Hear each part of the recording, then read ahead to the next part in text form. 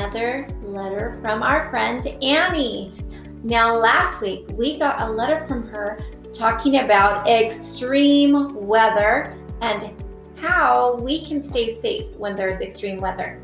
Now, this week her letter is going to talk to us about something called meteorology. That's a big word. Here, let's go ahead and break up the syllables and let's see if you can say it with me. It's me, T, or all, O, G. Oh my goodness, how many syllables was that? Me, T, or all, O, G. 6 syllables. Can you believe that? Meteorology. Can you say it? Meteorology. Right. Wow, that's a huge word. Well, meteorology is the study of weather. And a lot of times, the reason that we study weather is to help us predict what the weather will be. Now, I know I've talked with my class, and I'm pretty sure Miss Mimi has talked about it with her class about how we can take what we know from earlier on in the week. We can take what we know from what we see when we look at the weather, and we can kind of predict a little bit about what the weather might be the day of or later on that week. But there are actually meteorologists, which are experts in the study of weather. Now, being able to predict the weather that's coming can really be useful, especially in cases like we talked about last week where there's extreme weather, so we can be better prepared for some storms like we talked about last week. Now, what if it's not extreme weather? What about like the weather we're having right now here in California? It's still really good to be able to predict what the weather will be. It can help us pick what type of clothing we want to wear, maybe what types of tools we want to take out. Like if it's raining, we could take an umbrella.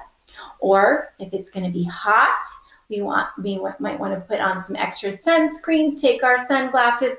So today, that's what Annie's letter is going to be about, and I'm very excited to hear from her. Are you guys ready for me to read it to you? Good.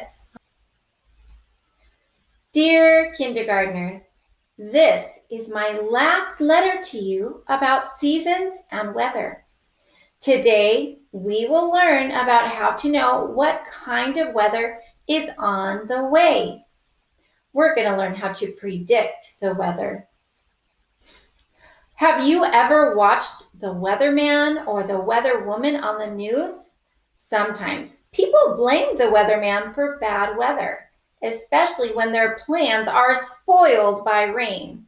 Spoiled in this sentence means that it's ruined by the rain. But the weatherman does not control the weather. He just tries his best to predict or make his best guess at what the weather is going to be like later in the day, tomorrow, or next week. Sometimes he's right, and sometimes he's wrong. The study of weather and making weather predictions is called meteorology, and the person who does this is called the meteorologist. The words weatherman and weatherwoman are sometimes used to describe people who appear on television to tell you about the weather. Maybe you've seen them on the evening news.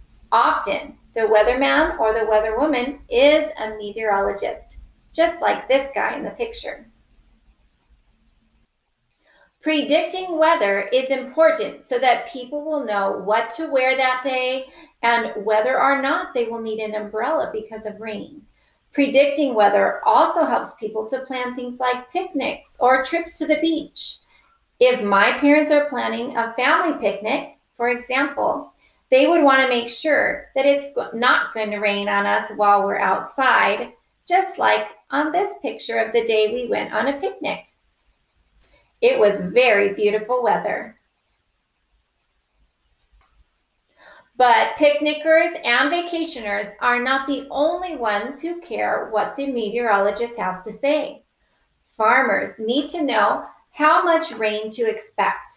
If the meteorologist says it's not going to rain for a while, farmers may need to figure out another way to get water to their plants. In fact, anyone whose job could be affected by the weather needs a meteorologist. whether the person is a baseball player, a construction worker, a garbage man, an airline pilot, or even an astronaut. One way meteorologists predict what the weather will be like in the future is by studying weather patterns and temperatures from the past. When you watch a weather report, the weather person will tell you what the high or the warmest temperature could be and the low or coldest temperature that it might be for that day. High temperatures usually come during the daytime and low temperatures are usually at night. However, the weather person can also tell you if the temperatures on a particular day are normal for that time of year by checking the weather record. The weather record is kind of like a weather diary. It lists what the weather was like on that same day in previous years. Besides looking at weather records, what else do meteorologists use to predict the weather? How do they know what's going to happen? In fact, predicting the weather is quite complicated. That means it's hard. And even with all of the amazing computers and equipment that we have nowadays, the weather person is still sometimes wrong. However, meteorologists' predictions are also correct a lot of the time. This is thanks in part to satellites like this one right here in the picture. Satellites are often launched into space that contain cameras, radios, and antennas, but no people are on it. Once it's in space, the satellites travel around the Earth. The satellite cameras take pictures and beam them down to the meteorologists. Using the photos, meteorologists can see storms as they develop and predict whether the skies will be clear or cloudy. Wow, look at that picture that Annie sent to us. We can see the satellite that's out of Earth's atmosphere. It's in outer space, and from outer space, this is a photograph of our planet Earth. We can see underneath the clouds all of this white stuff right here that looks real wispy. Those are clouds that are kind of blocking us from seeing the land. I can see land right here under the clouds, and then look at the blue underneath the clouds too. What do you think the blue is? Those are our oceans. That's the water on our Earth. That's amazing. Now, of course, you don't always need a meteorologist to tell you what the weather is going to be like, especially if dark clouds like this roll over your town. These dark clouds are types of cumulus clouds and often develop into thunderstorms. You can also find cumulus clouds during nice weather, like these, when they appear white and puffy like a cotton ball.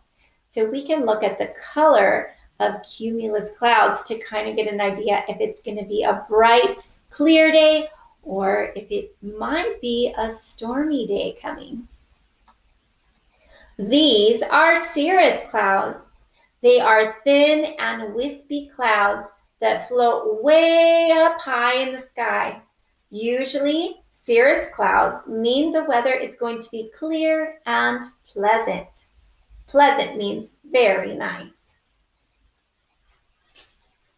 Stratus clouds are the third cloud type, and they float fairly low to the ground. These flat clouds can stretch across the entire sky. They sometimes will drop light rain or drizzle, but nothing too heavy. It kind of looks like a big soft blanket rolled out over the whole sky. The most important part of a meteorologist's job is to help save lives by warning people when severe weather is on its way. Look at this picture. It was taken when a hurricane was heading towards land. A hurricane is a huge storm that forms out over the ocean. The meteorologist in this picture is studying the images of the hurricane just as it's about to strike the land.